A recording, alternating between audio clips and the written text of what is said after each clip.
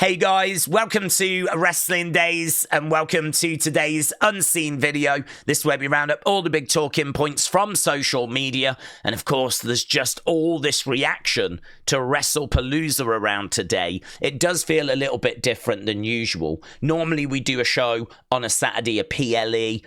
If it's been like a bit of a B show, then on the Sunday, honestly, things are quite quiet. Like the superstars are traveling back home, getting ready to get some rest, getting ready for Raw, SmackDown, things along those lines. But actually today, there's been a lot of emotion and opinion and just there's a different vibe around today. It really feels like yesterday just really provoked reaction, and so there's just a different vibe around.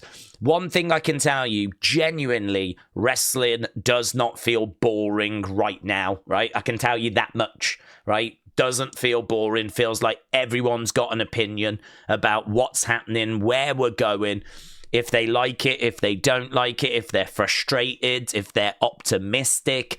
I'm seeing so much reaction. So I'm excited to go through this because there's lots of information in here.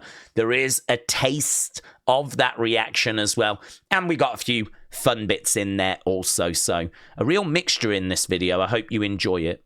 So let's start here, shall we, with the Jey news. Hannah, thank you. We do have a Jey folder, so we are going to revisit this topic. But here's a headline.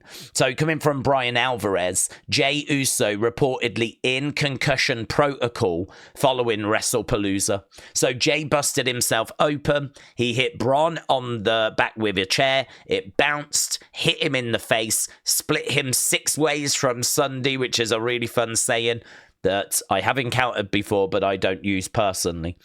He's in concussion protocol, which is a requirement after an injury like this. I believe this is a really nice shot, actually, from the moment that it happens. We looked at a slowed down video footage clip of it yesterday, but this is a lot sharper. And I believe that is the moment that he did just completely bust himself open 6 ways from Sunday.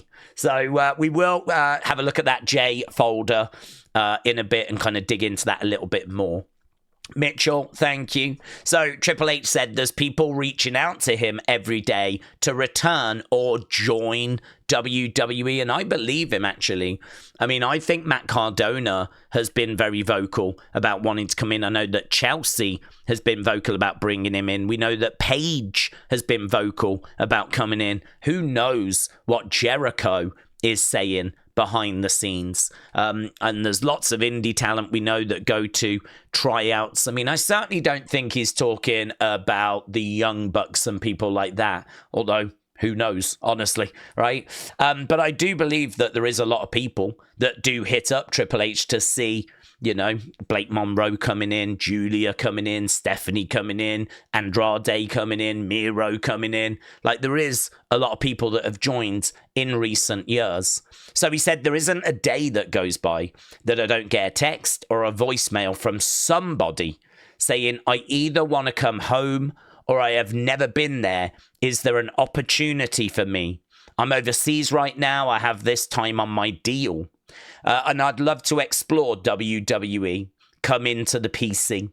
So when he says, like, people are contacting him that are overseas, that makes me wonder about New Japan. It makes me wonder about CMLL, maybe. Makes me wonder about maybe some European promotions, Progress or WXW, or I don't know. It's really interesting. Like, I'd love to know who some of these names are. I don't know that they're massive names, but I could definitely believe that there are people hitting him up. So, Mitchell, thank you. Okay, Edward, thank you. So here's Ludwig Kaiser just explaining the dynamic of Imperium and how it was different to Ringkampf, because outside of WWE, they were known as Ringkampf. It was Ludwig, it was Gunther, it was Timothy Thatcher. And he said, and I didn't know this, they were equal. They all had a role to play, just like the Shield. I wasn't really a leader of the Shield. Everyone had their kind of own ideas as to who the leader was, but there was no outright leader, and that was just like Ringkampf. But when they brought them into WWE and they became Imperium, that's where Gunther became the leader. And Ludwig was just like, you can do that for a while, but there will be a time where you just want a bit more for yourself. You don't want to always be that guy in the background. Now, I think that's really honest, and I think it's really understandable. So, yes, they originated in WXW as Ringkampf. And as we said, when they came into WWE, they became Imperium, and the dynamic changed. Okay, WWE NXT talent Charlie Dempsey and Harlem Lewis are going to be appearing at a Noah show on September 23rd. It's interesting because he only commented the other day that he is going off to Japan for a month. It seems like Harlem Lewis is going with him as well. So obviously that's going to be great for them to go and kind of learn a little bit whilst being over in Japan. I do think, though, that a lot of the work Charlie needs isn't so much in ring. It's more to do with his promo delivery. I find his promos to be very flat. So I feel like he needs work on that aspect. And I don't know that he's going to get that from going to Noah, but still, it's going to be a good trip. Obviously, going to a different part of the world, different culture, different wrestling styles, and different teaching techniques. So, very interesting. So, there we go. A bit of information as to what's happening there. This was big. So, why did you vacate the Relentless PNW title? This person asked. And Kylie Rae said, because I'm pregnant. Kylie Rae is pregnant. Now, I didn't know if she was being serious or not, right? But if you actually go down in the comments, not taking bumps, but starting to show one, and she's like, I love this. And you just get so many people saying congratulations. So, yeah, I mean, I believe it to be legit. I believe it to be a case that she is telling the truth, and that she is pregnant. So, yeah, congratulations to her.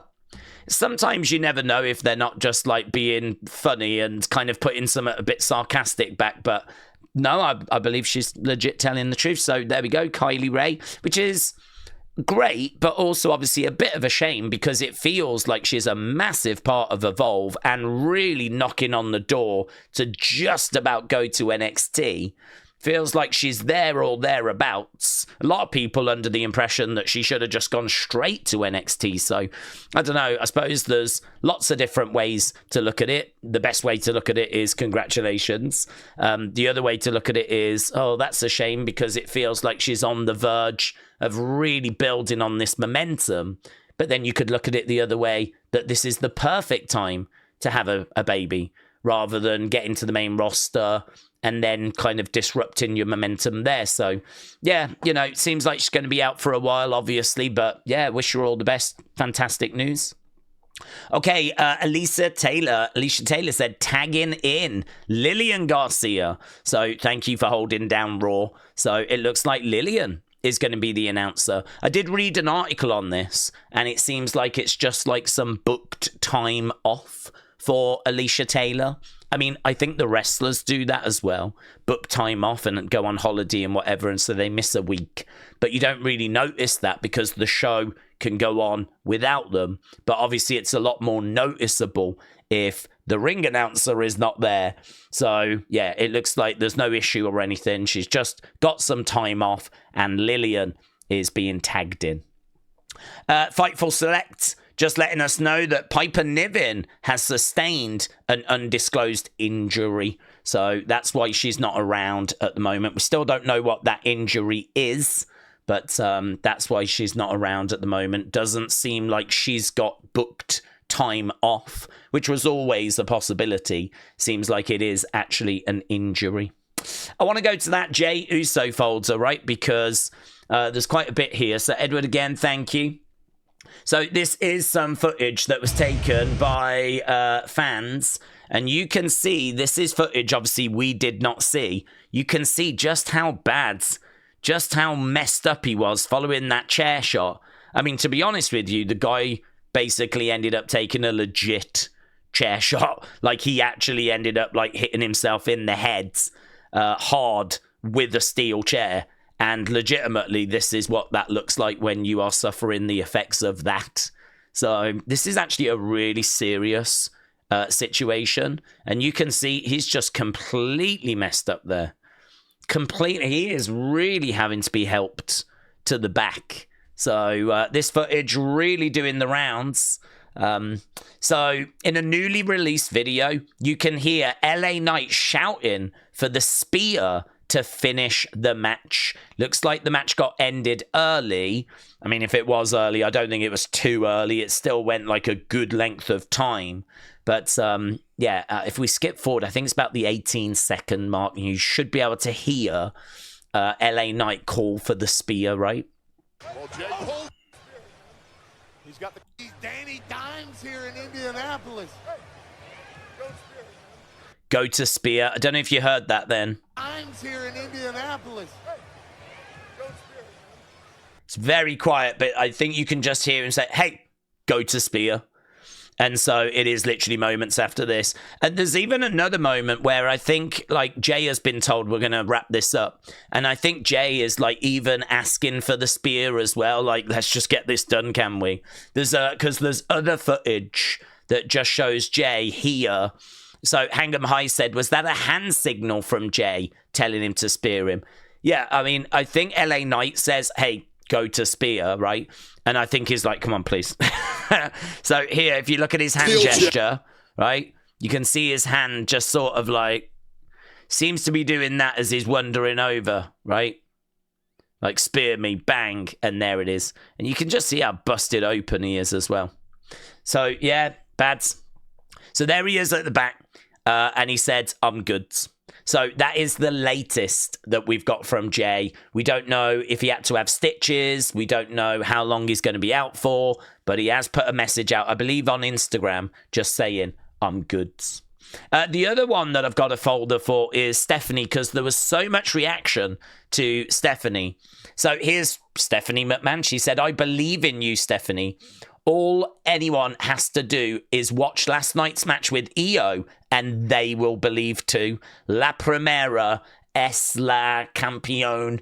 Blah, blah, blah. So there we go. That was Stephanie McMahon. And Shawn Michaels said, on behalf of myself and everyone at NXT, congratulations, Stephanie, on becoming Women's World Champion. Couldn't be prouder of you.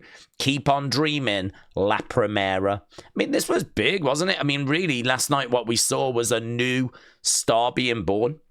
I know a lot of people have been frustrated with the way that Stephanie has been booked, but I mean, I think she arrived in WWE at the end of 2024. Here we are at the end of 2025. She's not only on the main roster, she's got one of the top women's world titles, you know, after having undeniably the best match of Wrestlepalooza. So I fulfilled my dream of life. Thank you for believing in me, for always supporting me, and for taking care of all of us. I am deeply proud of my WWE family, and I promise to be a worthy representative. This is only the beginning. La Primera is just getting started. And do you know what? I believe that. She has been in WWE for such a short period of time that she is potentially going to be around for another 10 plus years. Like, she really is just getting started. I expect this to be a good run as well. I mean, she is someone like Sami Zayn that can put on banging matches with multiple different opponents. And so I do expect it to be a case that she is going to have fantastic championship matches. And I think they'll give her a really good run. I think she keeps this belt maybe until WrestleMania, but certainly until the end of the year. That would be my expectation. Right, this is her getting her side plates. So...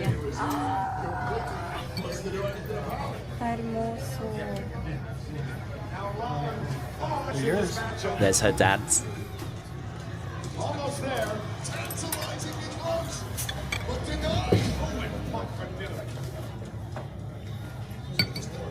Seth Rollins allowed Cena Are those might be the old Naomi ones that have been removed. And Naomi yesterday was like, you better send those over to me. And I did see actually Stephanie respond by saying, keep an eye on your mail.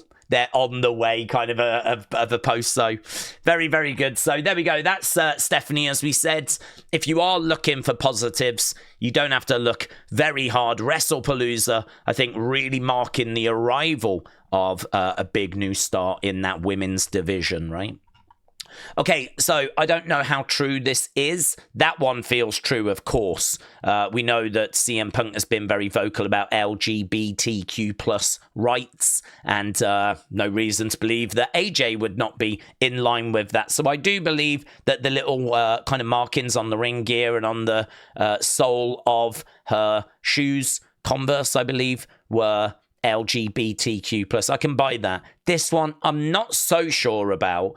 I've not seen any confirmation from Seth or Becky that their colours were connected to suicide prevention, but I can believe it because I can believe that they wanted to highlight LGBTQ plus rights, and so I can believe they then thought, well, what shall we promote? What shall we get behind? And I could believe that they decided suicide prevention would be the cause that they would highlight. So I can believe it, right?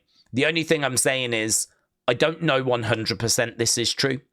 This is one of those where the internet has decided that's what this is, rather than actually there being an interview and confirmation and things like that. So little pinch of salt, but I could believe it, this doing the rounds today, right? So Black Ice, thank you. So here is Triple H's reaction, right? So we're not too interested in what's being said. We can actually skip forward. Look, there's the moment where Stephanie finds out, and he even has... Oh, look at him, eh? Wiping away the tears. Wiping away the tears. Yeah? And again, if we do need to find another positive, for me, I would say... that was a positive. I was really enjoying that. Well, the actual segment itself was really awkward because we didn't know where it was going. Undertaker, like, getting in the crowd, sitting down. You're kind of like, what's this? What's going on here? Like, loads of people aren't going to be able to see him kind of being sat down there with Steph. Why is this not in the ring? You know, or why are they not standing? Like, it was really awkward.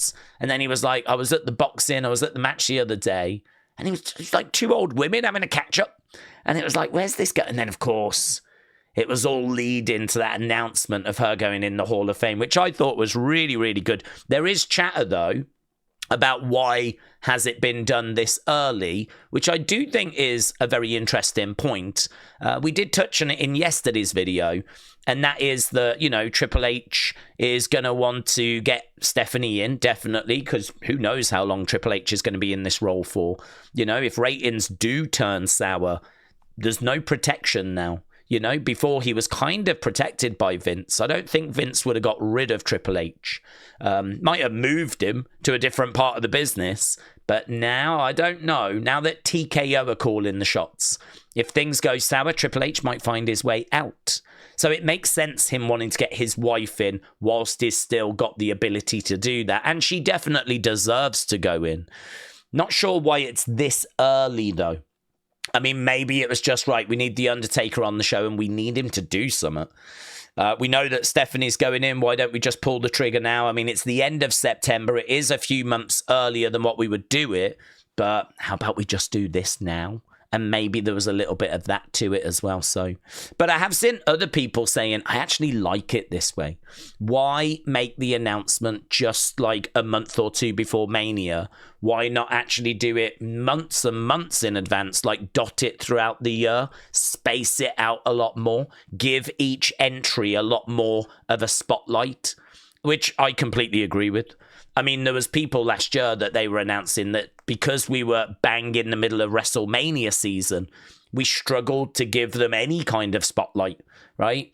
So hopefully this could be a better structure. So I don't know. Yeah, a few thoughts around the whole Hall of Fame thing.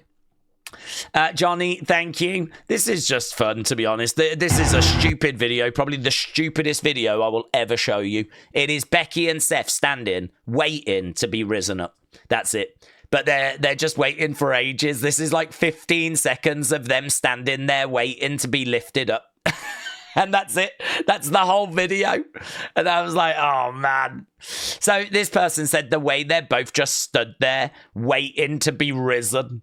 So if you did wonder, like, how they did all of that, I mean, obviously they had to come out, they had to wait, and then they were lifted up so that when we cut back to the arena, they were already up there and then could be lowered down. So there was this awkward moment where they're just waiting around so they can be lifted up, right? So probably the stupidest video I will ever show you. Okay, here, Vintage T, thank you. Here's Becky. She said, I have recovered the unedited footage, which clearly shows that I was being attacked by a rogue bee at the end of the match. I have not tapped out in over 6 years.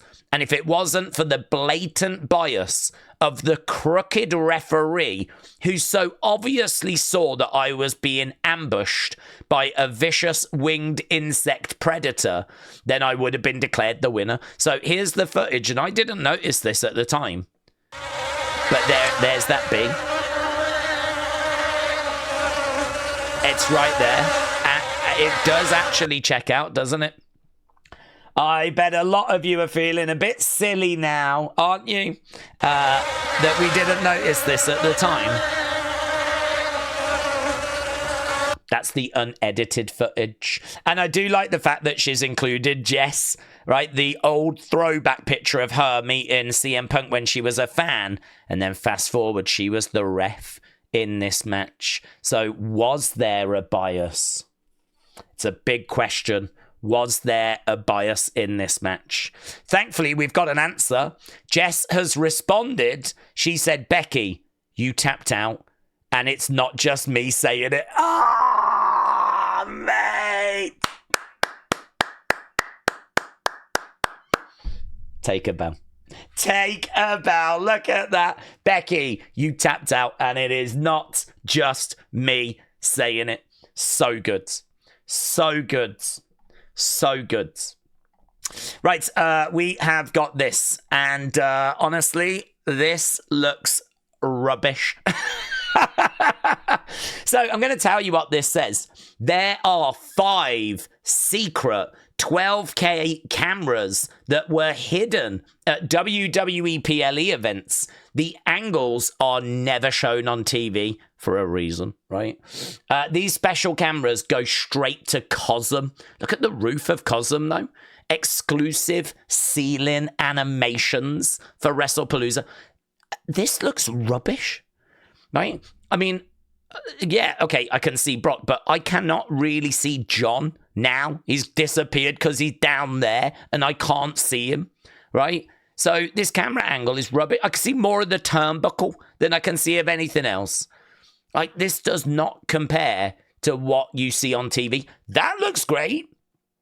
You must watch at COSM. I'd say this video convinces me of the opposite, honestly, because that looks really good. But watch what happens now. He goes wandering down there.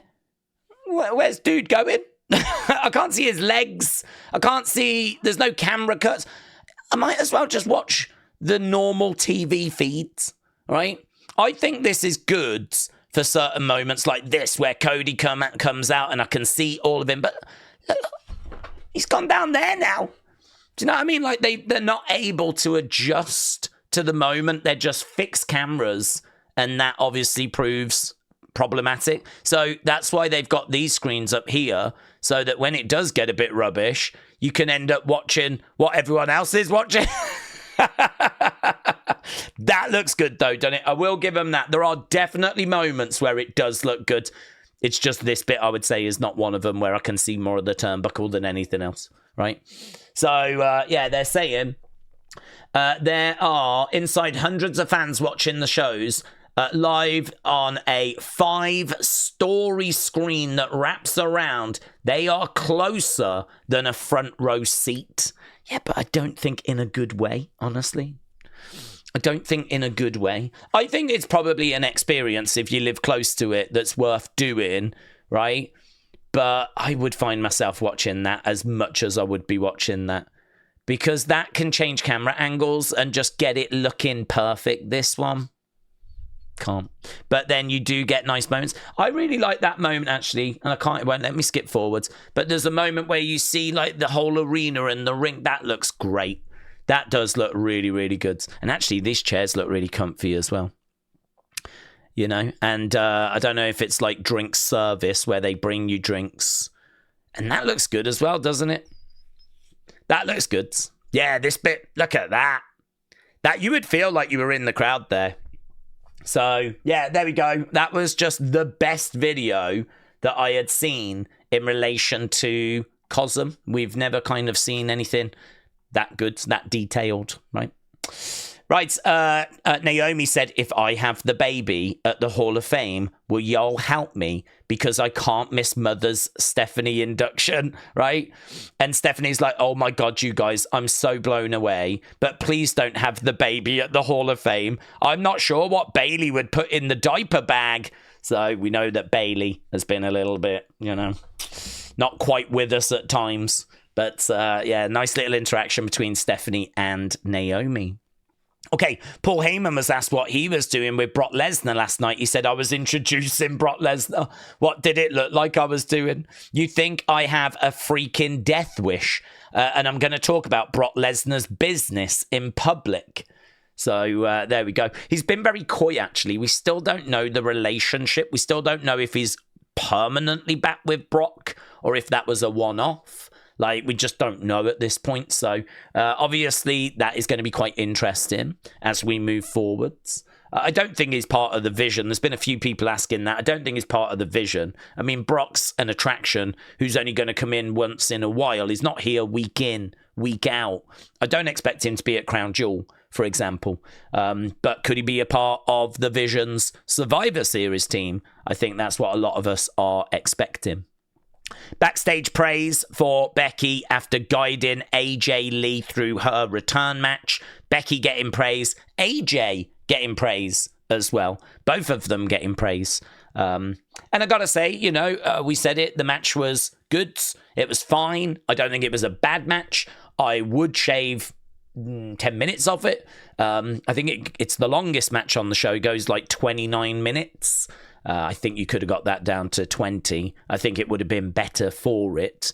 But they just went to war and they put everything out there. And there was obviously signs of ring rust or whatever. I think if Wrestlepalooza underwhelmed, it wasn't Io Stephanie and Stephanie winning. It wasn't, I think, Undertaker and Stephanie in that moment. And I don't think it was this match either.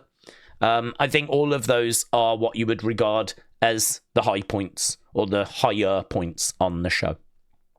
Right, this is just some footage. This is... Let's take the sound down. There we can see all the kids backstage. We all saw you little Cenas running around last night. You absolutely crushed it. It's flipping loads, isn't there? Absolutely loads. And there's John. Look, God, loads. They did get so many. That was good. I mean, not really what followed, but at least this bit with all the kids coming out, certainly wasn't expecting that. So, yeah, all these kids, very, very good. I'm not going to dwell on this too long, but this was from the Raw recap, and it looks like Bron Breakker gets a bit upset with Sam Roberts for not really any reason. I think the way that they're trying to present Bron Breakker and Bronson Reed is a little bit of a problem, but maybe we'll save that for like a separate video. I think the point I'm trying to make is it feels like Heyman is sort of babysitting them. Like, it's kind of like Heyman says, that's a good question. What do you say to that, Mr. Breakker? What do you say to that, Mr. Reed? It's like Paul Heyman's conducting, and, you know, those guys just react and respond. And, like, if you think about when Heyman was with Brock, he just did all the talking for Brock. He wasn't going, oh, that's a good question. What do you say to that, Brock? Do you know what I mean? Like, he was kind of saying, no, you don't speak to Brock. Like, I speak on his behalf. He doesn't want to talk to you. And then even when he was with Roman, you know, he would come in and he'd be like, you know, I love you, my tribal chief. And he'd be, you know, quite humble and everything and a bit nervy around Roman. Whereas there's just none of that here. He seems to be like their chaperone. He seems to be their babysitter. I think it's hurting them, personally. I've seen this a few times now. On the post-show, it felt that way. Here, it feels this way. I don't know if I'll get away with playing the footage. I'll give it a go. Gentlemen, do you feel like tonight you made a statement on ESPN for the first time in WWE history? That's an excellent and question. Mr. Reed? Statement was made. The Usos, Mr. Breakker? Mr. Breakker doesn't do anything here. Please, continue.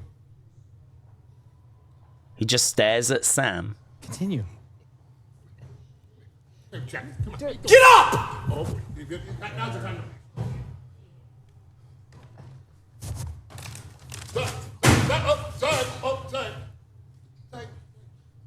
I'm not sure what led to that. I feel like there's part of this that I'm missing.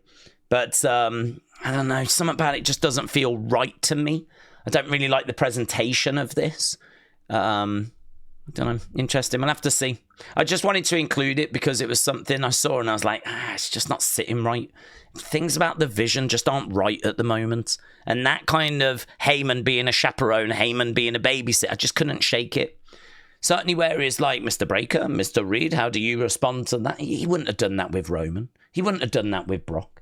I know he's a different character now. He's the Oracle now. But it ain't working as well for me. More opinion, reaction, thoughts. I understand the annoyance from fans at Triple H promising surprises. The reality is he doesn't need to be promising these things. He should be selling and promoting the card. Have faith in what you are presenting without the need to tease anything extra. The match card should be enough. That is true. The only thing I would say, I'm not sure, I'm not convinced that Triple H was talking about Wrestlepalooza when he was talking about surprises, right? I think he was talking about the ESPN WWE relationship. If you look at the conversation, I've gone back and rewatched it. It was a bit confusing because they're talking about Wrestlepalooza, but then he sort of expands his answer to talk about ESPN and WWE working together. WWE, expect surprises, expect spectacle. ESPN has always been a showcase for that. So I don't know that he's specifically talking about, we've got big surprises in line for Wrestlepalooza. I think he was talking about the relationship. I think he was talking about WWE in general. And honestly, I don't think he really thought when he was saying those words that he was getting everyone so amped up and excited that like, oh my God, he said there's going to be surprises. So what are we going to get? Are we going to get this? Are we going to get that? Are we going to get this? Are we going to get that? Like, I don't think he was thinking that. I think when he was talking, he was just talking more in general. What is WWE bringing to ESPN? What is ESPN going to be showing to its viewers? It's going to be showing surprises, excitement, spectacle. That's what this partnership will bring. But not just all in one night, forever, right? Whilst they're working together, yeah? So I think that's kind of where it's all got blown out of proportion. Saying that, I still think they needed some at the end of the show. I still think Cody winning, standing there, and us going to the post-show was a very, very flat ending. A very flat ending. I do think it needed something there, personally. Right, now that Seth is feuding with Cody, because, of course, we found out that Crown Jewel is going to be champ versus champ. It is going to be for the Crown Jewel Championship. So Seth, Cody have already on the post-show confronted each other. That was in yesterday's Unseen. Who do we think CM Punk's going to feud with? I mean, to be honest, he could keep feuding with Seth. And because it's champ versus champ, it doesn't massively need a build. Just get a couple of little promo segments. Cody can still have issues with Drew. Seth could still have issues with Punk. But if they're not going to do that, and we're actually going to move on to something different now, it does kind of raise a question of what would Punk do? And that could be interesting. I actually don't know what the comments have said. Let's see what people are thinking. Gunther coming back and seeking revenge for SummerSlam. And Wrestle Features says, oh, like that. Bronson Reed would make sense because of Australia. But Wrestle Features said, I assume the Vision are going to start challenging Judgment Day now.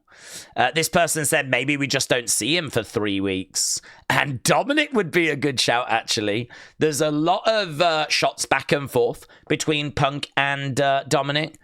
There's Wrestle Features saying, ooh, I think I would like that, actually. A couple of people saying Dominic. So, yeah, a few thoughts doing the rounds as we come out of Wrestlepalooza. Let's have a look at other then, shall we? Here's Bailey. She said, to the amazing father-daughter that just paid for my brunch in Evansville today and left without saying a word, thank you. If either of you see this, please respond with a picture that we took so that I can send you a DM. So, there we go. That is amazing, isn't it? They paid for this for Bailey. They must have been fans, which is really cool. Unfortunately, Alicia did not get a great fan experience, right? Here, this person saying, thank God, you are god-awful. So I think they're reacting to the fact Alicia won't be on Raw tomorrow. Alicia said, suck my eggplant, right?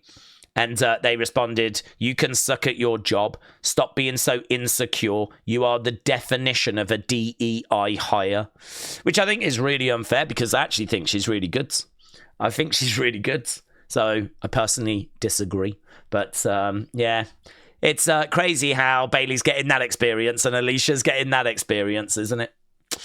Edwards, thank you. I just wanted to include this because it's long, but I think it really does kind of explain behind the scenes quite well. I think it might get a few people thinking a little different about behind the scenes. So, Ludwig was asked if he knows WWE's plans for him 6 months ahead of time, right? He said, I don't think anyone knows plans 6 months ahead of time. Have you seen the first card of WrestleMania? There was a ladder match for the IC title that never happened. I had a feeling, but I didn't know for sure it was going to be happening for me. Imagine if someone tells me that 6 months in advance, but now something happens, someone needs to be replaced. It could be enough for those plans to change.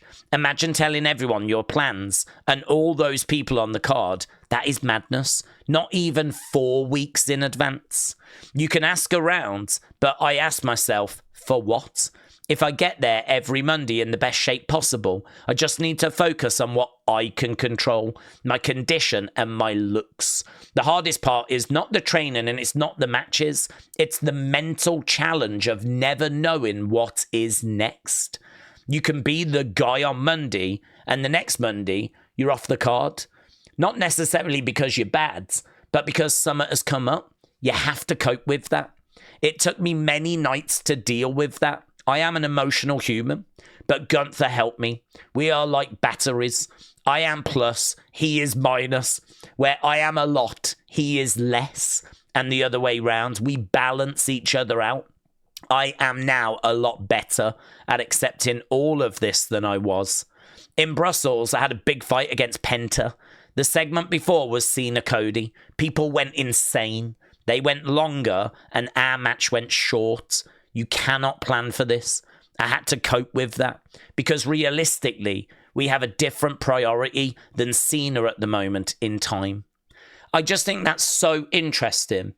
That is a wrestler talking about why it's best to not know plans like in advance because plans change so much. And, you know, not even 6 months, but even 4 weeks in advance is sort of, you know, open to change, and how you can be the guy 1 week and then next week not on the card because they're having to focus on other things, and how Cena might overrun with Cody, which is going to cut down your time and you've just got to make it work. That kind of flexibility, I don't think you see so much in the fan base. I think fans have got a very, it's either right or it is wrong. And there's not really an understanding or acceptance of some of these things that go on behind the scenes, right? So I just thought that was quite interesting and insightful, and certainly might make a few people just pause and think about some of the kind of challenges that go on behind the scenes. It's such a big machine, you know. Fly Music, thank you. So this was John Cena's latest Instagram post, an image of Cope. So there we go. Obviously, he paid tribute to John yesterday. Right, let's go fun folder, shall we? Presley said, who else is still here? See, I know wrestling fans so well. As soon as she put down her knee pads, I was like, oh man, people are going to make a big deal out of this. Yeah, kinky, showing off the knees. Don't normally see Io's knees. So, this is gonna get some people going. And this person here is like, who else is still thinking about this right here? Look, Io's knees, and Matthew's like, wrestling days still is. I just knew. I know what the perverts out there are like. Yeah. Now we've got like screenshots of Io's knees. Oh my God. Edward, thank you. So this was WWE. We got a photo shoot. There is AJ and Punk. And there's Larry over there. Ah, there he is. They go and grab him, actually, in a second. There we go. Bringing him into the shoot. And here we go. Look, Punk, AJ, Larry, the family. Ah. So little photo shoot being shared. And Craig, shout out to you. Spot the difference. Who wore it better? Love that. Love that. Craig, thank you, my friends. So that was that. I don't think we've actually got we've got other. I don't think we've got community today. So I think everyone's recovering, honestly, from Wrestlepalooza. People are still trying to, digest what they saw. And yeah, I'm feeling really good, honestly. I'm feeling really good. I'm really excited for Raw. Actually don't know what's on the show yet. Haven't seen, Adam Pearce normally does a bit of a breakdown, doesn't he? I wonder if he's done one and I just have not seen it today. He might be recovering as well, to be honest. I hate football. Yeah, that's back as well, isn't it? I think a lot of people are distracted with that. So no preview, unfortunately. So yeah, we don't have a preview from Adam this week. So we'll have to wait and see. But I'm looking forward to it. Should be good. And of course, we will be live. I think it's an hour earlier again. Don't forget they're doing that because Monday Night Football, we're trying to avoid that at the moment a little bit. So, right, thanks. Huddle Talk, Edwards, Prain, Samantha, Chanel, Wrestling's biggest fan, little bit of a fan, Silverback Walker, little bit of a fan, Wyatt Cross, Raymond, He Who Smiles, Claire Webb, Sweet Chin Wrestling, Claire Webb, He Who Smiles. There we go. Thank you, my friends. Really appreciate the support. We'll be back later with our Raw watch-along. Of course, we'll have a Talking Points video where we do the Talking Points from Raw, but also what does that mean? Where are we going? Where could we be heading? What could be happening? We put all that into that video. And, of course, another episode of Unseen. Thanks for watching. Bye for now.